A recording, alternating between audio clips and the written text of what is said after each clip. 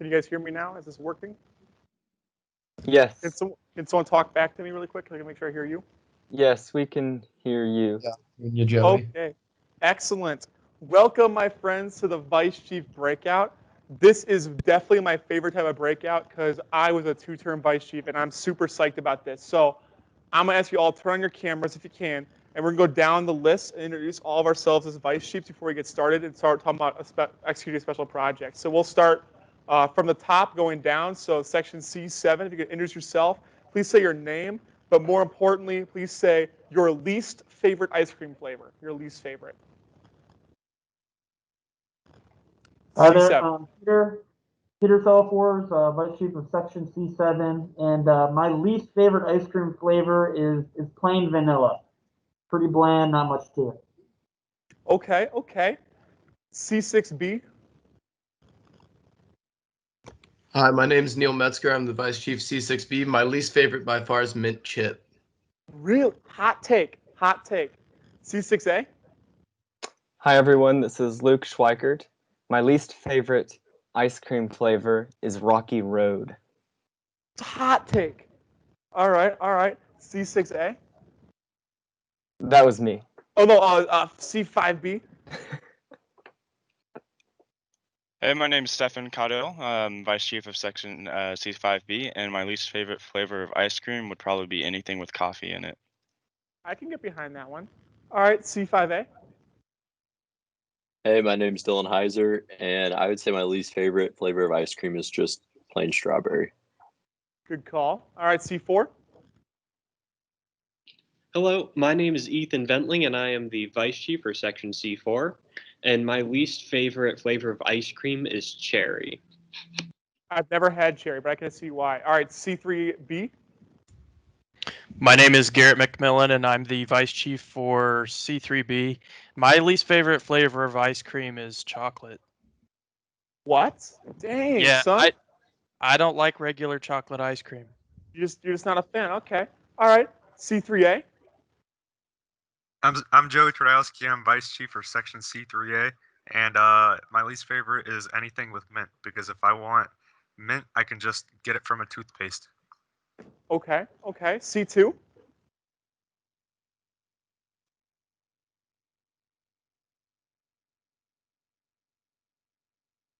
Legendary. Not here. All right. C1B. Hey guys, I'm Mike Brierton. I'm Section Vice Chief for C1B, and my least favorite is anything mint related. Another mint guy. Okay.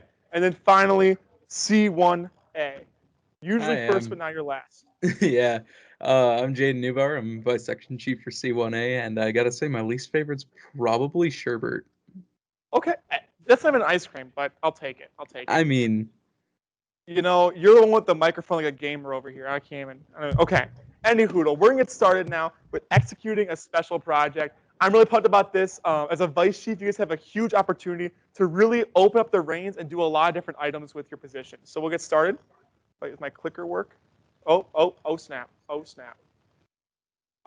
Get me to the first slide. I'm struggling here. It's a new setup for me. Bland wall. Learning outcome. Through this session, we'll explore as Vice Chiefs the power we have to not only plan, but execute special projects that will last far beyond your term. The key here is last beyond your term. Introduction about myself. I was a two-term Vice Chief in the Section C7. Through my time, I had a couple special projects. One of them was really big, sort of this thing called the Gemini program, kind of like a pairing program for all of our lodges, but also some shorter-term goals. Doing funny promotional events like singing Sweet Victory for the Super Bowl, or having hilarious competitions between our lodges and holding Lodge Chief Summits. These are all special projects that I headed up. Some were big, some were small, but they're all special projects, and they're all going to be accomplished by the Vice Chief. As a Vice Chief, your first goal should be finding possibility for innovation. Take a minute and write down the month or time of each year an event you hold in the section. So there's on your workbook here, you should see every single month, it's a calendar there. I want you guys to take a second right now and write down in January, what event do you hold? In February, what event do you hold? Quickly write all those down. Shouldn't take you too long. And then I'll give you guys about a minute to do that. Every event.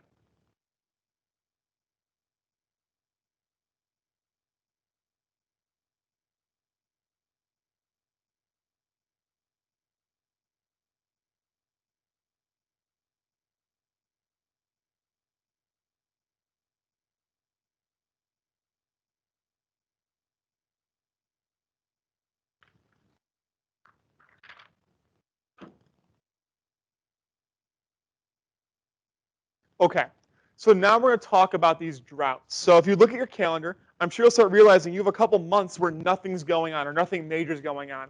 Obviously, an NLS might pop up, or maybe like NOAC or something like that. But section, you're probably only going to hold maybe 3 events a year, maybe 4 now with the ACT conference. You're probably be holding a COC, a conclave, an ACT conference for sure, and then maybe one other COC or other weird event, right? So if you were holding only 4 events, but we have 12 months in a year, that's a lot of time. That's a lot of time you can work and plan to do better, and work and plan to do more things in that downtime where there aren't any special projects going on currently. Obviously, during that time, I understand you're planning for those big events. Like the month before Conclave, you probably don't want to hold another event or hold something big, but you do want to keep on keeping those special events in mind. Find possibility for innovation. Oh, wrong way. So these are a couple things I listed out. These are great things to kind of take a note of. I also put the majority of them on your booklet as well. So Lodge Chief Summits, Lodge Pairing Programs, Unorthodox Promotional Campaigns, service events, visiting lodges, etc. Reading that list, I'm going to open up the floor. Is there anything you guys have done or seen Vice Chiefs do in the past that is a special project that you can accomplish or have seen accomplished? I'll open up the floor to kind of say your name and then start talking. I'm Mike Brierton, and for Lodge Chief Summits, we're starting to do that this year. We're having a Lodge Chief conference call the first Tuesday of every month. Yeah, it's a great idea. Getting those chiefs to talk to each other. A lot of you, I'm sure, probably attended my Getting Lodge buy-in, so I won't beat a dead horse about the importance of talking to lodge chiefs, but I will say having a monthly lodge call or some way to communicate with those chiefs is a huge way of just kind of getting them to be engaged with you. And when you run a special project, they can be right involved as well. And having lodge calls, that's a project in itself. That right there, if you run that, that's a project that you're doing. Anyone else? So it wasn't just solely a vice chief that did it, but it was between our section and another section hosting an event together throughout the year. That Yeah. was a really big project they put on. Yeah, awesome. Anyone else with other events you've seen done in the past by your section or the other section that might be considered a special project? One thing that I have started working on, it's currently between me, and a lot of the scheduling of it has been handled by my chief, but what we have done is we have been doing bi-weekly chief calls that are basically mini COCs, so that when we hit COC, we've already got 90% of the work done. We just need to officially pass things, but Yeah. we've already beat the dead horse out of all the ideas. That saves a lot of time. That honestly, because if we've all been through a COC where the content is just draining and you're like, if I see one more budget sheet, I'm going to die. We're not about that. So definitely good to have that in there. Yeah, great. Yeah, Neil, keep going. Yeah. Thing I headed up, instead of trying to build a budget at a COC over the course of 12 hours, we have switched it to the vice chief's responsibility to get a budget running before the first COC. Yeah, that's a great tip. I know when I was section chief, what we did is we had the budget fully built and we had 3 options. So when I was planning for Conclave, which unfortunately didn't happen this past year, but I had 3 budget options. I had an option that would make me a ton of money as a section, make us 0 money, and one that would kind of put us right in the middle. So finding those options as a section, talking to your advisors about that, great way to go about it rather than involving every single person at your COC. You can kind of just get those options and they can vote on them, which is really nice. Anyone else have a special project they've seen done in the past that they either find it notable or ways to improve it? I'm a little different, but this year we're trying to get a mascot going this year, and that's my responsibility to come up with designs and propose designs. Yeah, perfect. Come with designs. That's a special project that we're starting now. So now we're kind of doing idea generation and brainstorming. So I'm actually just going to keep on talking about that. So what ideas do you guys have that you don't think are possible or you just have no idea how to accomplish or anything like that where you're just like, it's a huge idea in your head, but you have no idea how to accomplish it? So in our section, we're looking at implementing some sort of Gemini Lodge program. So I've been kind of brainstorming how are ways to go about that. So maybe could you share some of your experience with that? Yeah. So the idea behind the pairing programming is to really focus on the strengths of one lodge versus the weaknesses of another. So I can really speak to my section pretty well because I was the one that was kind of heading that up for 2 years. Was the idea that if one section is really, or one lodge rather, is really good at inductions, like they run a solid ordeal, they get it done on time. People leave and they come back, they have good retention rate. But another lodge has a terrible ordeal. They go and they talk. They visit each other, hopefully. But the main thing is like at a Lodge Chief Summit, having opportunity for them to talk and compare ideas. For example, like, yeah, we have an ice cream social for all of our ordeals after the ceremony's done. Oh, we just say go home after the ceremony's done for the other lodge. Kind of having that discourse is really important as well. But the main thing that we did as a section during that time was we did kind of 2 ideas. One, before Lodge Chief Summit, I already in my head, I took it and I put it all on a spreadsheet of every single lodge and put what I thought they did good and bad, what I personally thought. And I paired the lodges just by myself or with my section chief and secretary. I did it myself, and then went to the Lodge Chief Summit, and I didn't tell them I already had a plan. I just said, okay, we're going to kind of separate out and see how you guys figure it out, and then we'll talk about it. So we'll compare my plan with the Lodge Chief's plans. Because sometimes the Lodge Chief will like actually think about it really in depth and go into, maybe this is how we should do it. Or it'll be like, oh, my buddy's over there. I want to be a paired lodge. May not be the best pairing, or it might be the right pairing. It really just kind of depends. So definitely can do that. But so yeah, when you were looking at pairing them with what you thought, were you looking at PMP data, or were you looking at just what you know about those lodges? Yeah, I was looking at PMP data, so I was looking at size of lodge as well as numbers of the lodge, as also looking at personality of the lodge. If I saw a lodge chief that was really enthusiastic, I would put them with a lodge chief that also was enthusiastic because they could just play off each other really well. So I was looking at the personality of the lodge, but also the PMP data. I do think, so in my experience, PMP data and JTE data, if you're looking at that from the past, does not tell the whole story. You can see, on the old JTE, if you ever looked at that, really all that shows is how much money they spend as a lodge. We don't want to see that. We want to see what the personality is. Let's just say if you get 10% of your members to re-up, but all 10% of those members are super active and they're like going to be the next lodge chief, that's really good, but PMP doesn't always show that. So finding those kind of intangible things about lodges that you have to work with the chiefs on and really talk to them about is something that I really like doing as well. But that's how I kind of worked on pairing the lodges. Okay, thank you. Yeah. What other ideas do you guys have for special projects? I know, Peter, you talked about doing a high adventure promotions plan. Can you talk a little bit about that? I know it was an idea you had back in the day.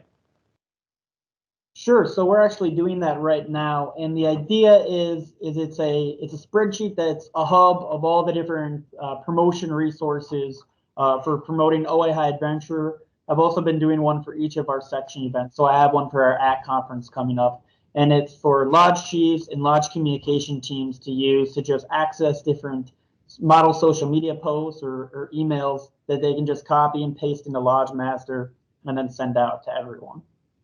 Yeah. So you guys will notice that when Peter was saying that, it kind of sounded like a secretarial job, like promotions is a secretary thing. Not the case. As a vice chief, you can jump right in. When I was vice chief my first term, me and Patrick McInerney, he was the secretary for my term as vice chief my first year, we just played off each other. He would do some promotional stuff, I would do some other promotional stuff. We just play off each other and use your whole team. You should never look at a project and say, oh, this is someone else's job. You are a team for a reason. Just because it's not your job description to write, the email out to the whole section doesn't mean you can't do this as a vice chief. I did that a couple times where I read a whole email out and be like, hey, can I get this sent out? And boom, it was gone, right? It was super easy just to do that as a vice chief because you can kind of find that autonomy in your position. While the chief is really focused on, planning the events, kind of getting everything, all the ducks in a row from a higher level, your secretary should be more focused on those overarching emails, your social media posts, your promotions in general. As a vice chief, you can hop between those 2 items. Hop between planning the full event, being really involved, but also planning those promotional events and being really outside of the box and planning a humongous event as well. So any more brainstorming ideas, any more ideas you guys have before we move on how to plan the actual project? Yeah, so one thing, C1B, we're going to try to get different induction teams to go different lodges inductions and get ideas from each other. And the big problem that we kind of ran into is that no one wants to travel the 2-3 hours between each other's camps. Yeah. So that is something that all of our sections face is geographic hardship. When you're planning a conclave, I'm sure you all know that there's gonna be that one lodge. It's gonna be like, that's too far away. We're cut. We're not going. That definitely is true for all of our sections. So kind of getting that buy-in and trying to get those lodges to communicate with each other is really tough amongst that like 2-hour drive. So what I found is in this age of COVID, you can also do a virtual event. Or you can use ceremonies competitions, where what I've seen done in sections over in the southern region was they did was they had each of their lodges submit a video of their ceremonies team. So it's like a video like at their fall induction of their ceremonies team doing their thing, and they made a competition out of it, which one was the best. And they had like judges or whatever, all that kind of stuff too. So if you're having trouble driving around, instead of holding a virtual event where like they all do it in person, like on a live Zoom, have them take a video, and then your COC, you can even have it shown. Like the best ceremony can be shown on a big screen. Things like that. So great, yeah. Definitely a hard thing to do with the 2-hour time, like 2-hour drive, but definitely not impossible to get those lodges to communicate. A project that I was thinking of, Joey, was kind of like an Aero Corps at a smaller level, at a section level. So maybe at a local state park or even a national park, just getting all the lodges in our section together to contribute some service. It seems like a pretty daunting project. And I don't know that it's even possible nowadays with COVID. Yeah, so I think it's the perfect project to talk about in our next slide, which is maybe going to move over. Did it move over? Can you hit the next slide for me? My clicker is Garbo today. There we go, planning of the project. So this is we'll talk about this kind of like the Aero Corps on a smaller level. So planning the project, who does it benefit? So Peter, who do you think that project would benefit? Well, firstly, it benefit the community depending on the type of service that we're able to do at the park, but then also there's a lot of fellowship that would go on with the event for any airmen that participate. Yeah, you're benefiting the environment, the organization you're serving, but also those that are showing up. They're gonna have a fun time, right? Service is fun for sure, else we wouldn't be in the OA. I know Peter, there's a reason he shaved his head, is because he wanted to do cheerful service, and when he runs, the hair got in his way of his mile time. So he shaved 10 seconds off his mile by just doing that to his hair. So you can really find those opportunities for service. Has it been tried before by another section, lodge, or person? So I can tell you right now, our section C7 has tried that before. They've done a service aspect. It was back in, had to be 2015 or 16. We had an event where we went and we had like literally 5 different service parts, and every lodge could go and serve a different place around the Chicagoland area and Milwaukee area. So we've tried it before, but why did we stop doing it is a great question to ask. So when you're looking at these events and you say, has any other section of a service event, a section-wide service event, have they done it? And then why are they not doing it anymore? And you can be like, okay, they didn't do it anymore because of money or because of travel time. Well, then you can try to figure out how to fix that. So definitely a great thing to ask. So has any other of your sections ever tried a service event before? No? Maybe? Okay, okay. So now we're going to try and identify it. So we all know SMART goals or stretch goals, right? I'm not going to beat a dead horse on that. But identify what kind of goal that is. I would definitely identify Peter's goal there as being a stretch goal. That is a goal that will most likely, if not, definitely will not be completed inside of his term. His term's kind of, we're kind of running the second half of his term. It ends in April. For a lot of us, it ends in April. So you're not going to be able to accomplish it in your term. So how do you plan it to finish at some point? So do your advisors back up on the project? Your advisors are going to be sticking around way longer than you. That's the reason we have advisors, to kind of keep that continuity. So if you're planning that service event, I keep on calling back to, right? We're working through that problem here. How do you make sure that their advisors are on board? Because I know for when our section did that service event back in the day, every single advisor had no clue what was going on. They had no clue. The section chief said we're doing it, and he dropped on the next section chief on election day. He said, hey, by the way, August 20th, you're holding this event. Here's the information on election day. The advisors had no clue what was going on. So that transition of idea was not there. So you can do that a couple different ways. One is having like a living document, right? So that's kind of going down to number 6, setting up a plan for your successor. Even though you plan to complete the task, do this step. Because if you're planning on doing it like so for that mascot project, you can probably get the mascot project done in your term. But make a plan even if it doesn't get completed. Just because it might be a small task, make it applicable. And that way, if your section wants to get a new mascot in 5 years, they know what you did 5 years ago. So no matter what the job is, write it down. Have a plan of succession. And we'll go back up to number 5. How do you handle more than one project? As a section vice chief, you're doing a lot of stuff. Because you're not only doing like the stuff that section chief can't get to, like planning for conclave, you might be in charge of the food or might be in charge of the trainings. But you're also doing stuff that the secretary can't get to, a promotional plan, an email that has to get sent out. You're kind of picking up that slack as a vice chief. We all know that's kind of like definitely a job of the vice chief is kind of be that person that shovels out the poo and hopes that they can get it all together, right? They're kind of that anywhere person. So how do you manage your time? So I'm not going to go into time management, how you should handle that, but rather reminding you that you can have a special project and still do your other job. For me, when I was playing out the Gemini program, I literally did it in the car, like all the time. Like I'd be like in the car going somewhere with my parents, like out to dinner. Boom, my phone typing out ideas. I think something at dinner, boom, think about it at all times. Have it in the back of your mind. I talked to my teachers in high school about it. I said, hey, I see that we've done something at my school before where we were, my school, we did a service event once, and I was like, how do we do that at a section level? Or how do we do, this flag ceremony at a school that we do in OA, right? So kind of always thinking about how life can correlate between those two things. That's how you can handle more than one project. Always keeping it applicable to other things. Number 7, make it visible to the whole section. If you're planning a service event and nobody knows you're planning it, what's the point of doing it? But granted, don't tell them this early. Don't be like, hey, we're planning a service event, and when it doesn't happen, you look like a doofus. All right? Say we're planning a service event. Here's what it's going to look like. Here's the steps we're taking to make sure we accomplish that. And here's how we're going to kind of do it, right? So be transparent, but don't be transparent too early with that. So with these 7 steps, we're going to be doing a little bit of work time. I'm going to give you guys about 10 minutes. And on your worksheet here, I have big idea and small idea boxes. If you want to all flip to that, that'd be a good time to do that. Our next slide here is work time in your section. So I know your sections are busy right now with like other breakouts. So I want you guys to work in about 10 minutes, and I want you to fill up those documents and come up with at least 2 questions for me about how to accomplish some special projects. So big ideas would be like a service project. Small ideas would be a social media post of a funny picture of an advisor like doing something weird. That'd be a small special project, right? So think through it, fill up that space, fill up more space, and I also put all 7 steps below it. All right? So I'm going to have you guys, I'll go off camera, right? And at 5:06 Eastern time or 4:06 Central time, I'm going to come back on here, we'll talk about it. All right, so keep track of the time, about 10 minutes to work on that and go in depth and try and write down all the special projects you want to accomplish.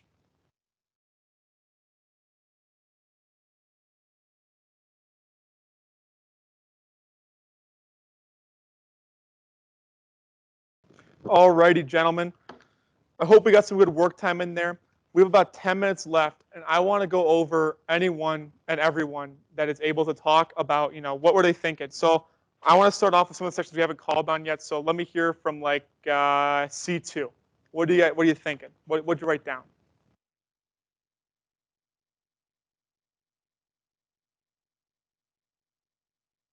He didn't respond earlier, did he? No, he didn't. Let's do C3B. Alrighty, so my project that I have isn't actually like a physical project. Like it kind of is, but basically what my idea is to get out lodge equality. So I'm not sure how many of you know, but probably quite a few of you. We're known for GSLAC, which has more than one lodge in our council. And because of that, our lodges in our section don't have the same equality like at voting for section elections.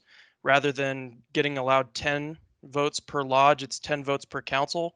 So those 4 lodges split up their votes, and stuff like NOAC, we're not recognized as 4 lodges. We're recognized as one council. So going to NOAC, we have to go under one name. So basically our idea is to get that equality through the lodges. So that benefits each lodge, each member of them, because if we merged into one lodge, the opportunities is much slimmer for each of those members. Our council spans 6 hours wide, and if we did that in one lodge, we would have a lot less participation. We've kind of been working on this as a section as in lodges for a long time, but we've stepped forward this year in our section elections. Every lodge actually abstained votes to only give 2 votes, so it was equal. So that was like our first good step. It's kind of a stretch project. However, it could be a smart goal because it probably won't happen in my term, but my term ends in the fall, so it could, but very unlikely. We could handle more than one project at the same time. And setting this up for where we left off, we've got a like chart that we're putting together notes to be able to potentially talk to National about this because Section 2 has also had similar issues with this, but they are being forced to merge. So kind of getting other lodges and other sections to maybe agree that this is a problem, at least for the future with a lot of councils merging, that it'll be slimmer and slimmer for participation. Yeah, that's definitely a complicated project. I've known about that in the past. As a section chief, I knew about that problem going down there. I visited your conclave, actually, when you did The Greatest Showman. I don't know if we were at that conclave or not, but that was a super awesome conclave, by the way. And I noticed that inequality was definitely there. I think it's a great project. I think it's one that is great for you to handle because as a vice chief, you can just kind of take a step back, right? Take a step back and just be like, okay, here's the broad view. Unfortunately, I have no tips for you on how to build that equality. That abstaining votes is a great thing to see, though, because it shows the other lodges recognize there is an equality within that voting process, but also within that social construct of voting. So definitely a good one. How about let's do C5A.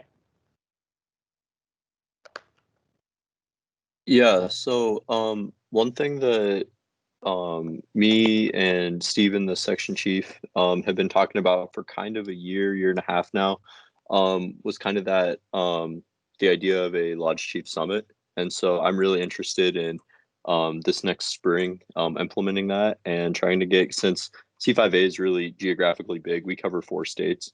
And so being able to get the Lodge Chiefs together at a time other than conclave, when they're brand new, it would be great to not only do some of the trainings we talked about, but also, just that fellowship aspect of it. And I think fostering those connections and how do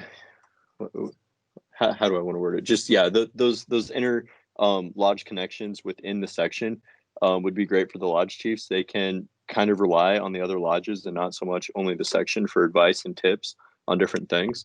And so doing that this next spring after this winter is something that I am looking forward to doing. Yeah, I think if your section is not running at least 1 or 2 lodge summits per year, that should be a good goal for you to have. If you haven't already written that down, 2 great spots to hold a LC summit. One, at your conclave walkthrough or on-site, like when you're going to see the property, bring your chiefs along. You're going to see that they're going to have a lot more buy-in and be like, okay, I kind of can get what conclave might look like. And even a meeting afterwards, like getting their input on conclave, but also like building that communication. It's a great social project to start off with your Lodge Chief Summit, and then having one either in conjunction with another event or just in general another event, just a Lodge Chief Summit where they can get together. And that's a great one. And I also encourage you all to talk to your advisors. Every section has at least 2 advisors. One's like that head advisor, but the other one is there to help you as a vice chief and a secretary as well. Use them to your advantage. Use them to do advisor special projects. They're there to work with you. That's another thing I learned as a vice chief. My first term, I thought the advisors like just there to tell me, either here's the money for it or don't do it at all. But they really are there. Like if you tell your advisor, hey, I need help with this. Can you make a spreadsheet? Can you write an email? They're going to do it. They're there to support you. So if you have a project that you have in mind, like how to maybe get a workbook put together of how advisors should advise you, that's a great special project for your advisor to take the lead on. It's okay to ask your advisors to do work and not to support you, but actually do some other work along with you. It's another opportunity for you. I'd love to open it up, though. We have a couple more minutes left. Is there any other sections that want to, shout out and just tell me, what you're thinking? about any special projects in the future. So Stephen B here, Mike Brierton, we're getting a mascot together. And what our kind of timeline is to get interest through like Instagram polls or send emails out to see if people want as a mascot, and then get drawings and mock-ups. Just 3 or 4 of those are the most popular ones. And then our winter COC in January, either virtual or in person, we'll show them the mock-ups, send out pictures, send people what ideas have come back, and then hopefully we can get revisions done, and then get revisions for the spring COC, and then get one approved. So then at section conclave, we can have our actual merchandise and our new mascot. Yeah. Okay, that's awesome. I love that you're having the fact of voting. You love the fact that you have opportunities to have buy-in, but also opportunities where you can continue past your term. Because let's just say you don't like, if there's something that you can't find the time to vote on that, if the mock-ups are done by January, the next vice chief or next chief can hold those mock-up votes as well. So you're also setting it up to be successful even past your term if it needs to go that long as well, which is a really great option for you. With that, guys, I just want to mention, this session is really low key for a reason. I remember when I was a vice chief, we had one session a couple years ago where we were literally asked by the facilitator, write down everything you hate about the OA. And I was like, well, what kind of breakout is this? But I do think the vice chief has an interesting role to dive deep. My contact information, guys, is really easy to get a hold of. I'm in the teams, but also if you want to reach out through teams to get my phone number or my email, I'm also on the region Slack and stuff like that. I want to help you guys. Usually in person, I make a big Snapchat group, and we call it like some funny name. Like last year, our Snapchat group for all the vice chiefs was VC, saying like VC of the region, right? Just funny stuff like that. Just have that great social aspect, because you guys really are the future of the region. The chief, they're always committed to planning the events. Maybe you're running for national office, but you should be committed to planning special projects, planning fun events, but most importantly, filling in those gaps. So please reach out to me. Again, a low-key session just to kind of introduce myself and realize I'm here for you guys at the regional level to help you guys plan with those lodges and have a great time too. But with that, I'm going to let you guys go out to your breakouts, your closing breakouts for the evening. So I will talk to you all later. Please reach out. Peter, grow some hair again. I can't handle that short hair, buddy. See you guys later.